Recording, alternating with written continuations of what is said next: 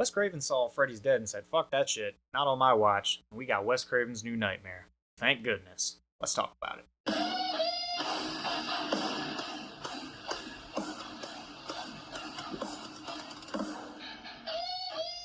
What is going on, y'all? It is Foos here, and today we're going to talk about Wes Craven's New Nightmare.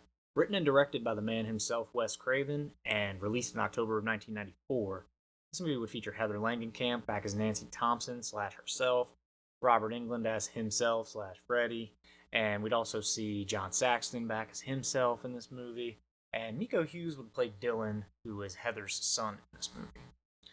And this movie takes a unique approach of this kind of movie within a movie thing that they've got going on, where we're following the stars of the franchise during the production of the new Nightmare film. And when things start going kind of weird and awry for Heather and her son Dylan in connection to Freddy, it's not long before Freddy somehow finds a way to make a jump into reality. Miss me? And when this happens, the only person that is capable of putting Freddy back into his world is Nancy Thompson. So Heather is forced to once again take up the role of Nancy and battle Freddy one last time. And it's a pretty awesome concept. I love this movie, if I'm being honest. I'm just going to say that right from the jump. It's one of those movies that takes the whole, let's take a fresh, unique approach to something and actually does it well. So that's going to be my first major positive on this that I'll point out. It's just kudos to them for Wes for just saying, hey, we're going to do something different with this movie. And the movie within a movie thing, I think, was a cool way to do that. I really am a fan of how that plays out with this.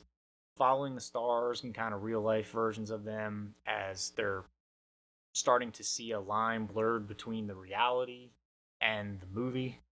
And yeah, I thought that was just a super cool idea with the way they played it, and it was just refreshing. I mean, that's one of the other things I'll repeat probably a few times throughout this, is just anything about this movie was a refreshing taste after what you got as far as 5 and 6. And, that's another major positive. Thank you to Wes Craven for pulling this franchise back up from the muck after 5 and 6 did what it did to A Nightmare on Elm Street. You could have done almost anything probably with this and it would have been refreshing. You could have only gone up, I think. But this was definitely a unique approach to the Freddy and how we've normally seen him, and I think it landed really well. Speaking of Freddy, it's another positive thing I'm going to point out about this one. The sort of different version that we get of Freddy with this whole entity version is super fucking cool. And not only does he look a lot different, and I'm definitely a fan of the look, I think it's awesome, but it's Freddy being sinister again, which, if you've watched any of my Nightmare on Elm Street reviews, that is a common thread I pointed out as far as how I like to see Freddy Krueger. I definitely prefer the scarier, darker, more sinister Freddy versus the campy, comedic Freddy. So getting that out of him in this movie was great for me. I absolutely love the direction that we took the Freddy Krueger character into it with this whole version of him.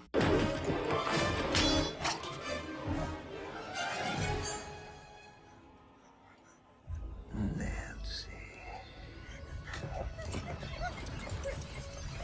And the look was cool too, so that's another positive in this one.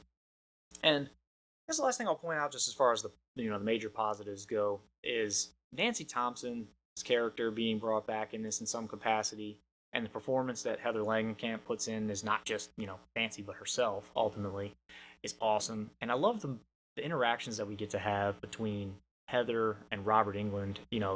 As themselves, so to speak, and it's just a super cool thing to see in this movie. I really, really enjoy those scenes where it's just them talking, and those two characters in general and those actors and those performances are top notch, and you can't complain anytime you're getting them in a movie for this franchise. Fuck you!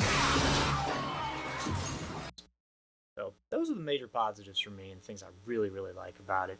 I really don't have a lot of negatives about this movie, but there are a couple things that if I really want to nitpick that I could point out about it. First thing I'm going to say is, it is a slasher movie still at the end of the day, but there are not a lot of kills in this movie. I don't know what the exact count is, maybe 3, 4, something like that, but there's not a lot of kills. So maybe 1 or 2 more little extra, Freddy Krueger kills would have been cool, but the other thing I'll point out is a slight annoyance about this movie. it is Miko Hughes, or Miko Hughes. I'm not sure how you say the kid's name, so I might be mispronouncing it here. So forgive me there. But I've never really been a fan of him as an actor. Whether it's this movie here or he was in like TV shows a lot growing up and stuff, like Full House and things like that. He always just played a certain kind of kid. Pet Cemetery may be like the one exception, where he doesn't really offend. But I've just never really been a fan of the kid, and he's just some of his fit scenes in this movie. Uh, he's a little. It's not as bad as like Babadook Kid or anything like that by no means, but yeah, he is a little bit of a. He grates on you a little bit. You should do that. Too late. I'm almost there. Almost there. At least for me, personally.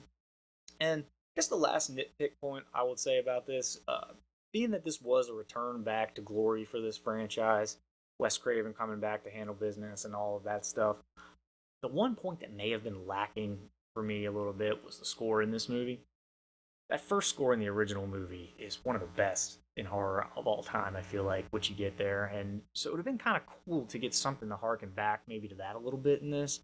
But I feel like our score in this movie just kind of gets lost for me. It doesn't really do a whole lot to move the needle. But that's all I can really nitpick about this movie, and they're definitely nitpicking.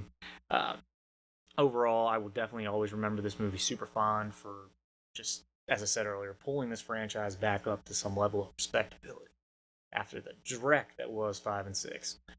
And it's definitely an enjoyable one for me. I think one of the better 90s horror movies for sure.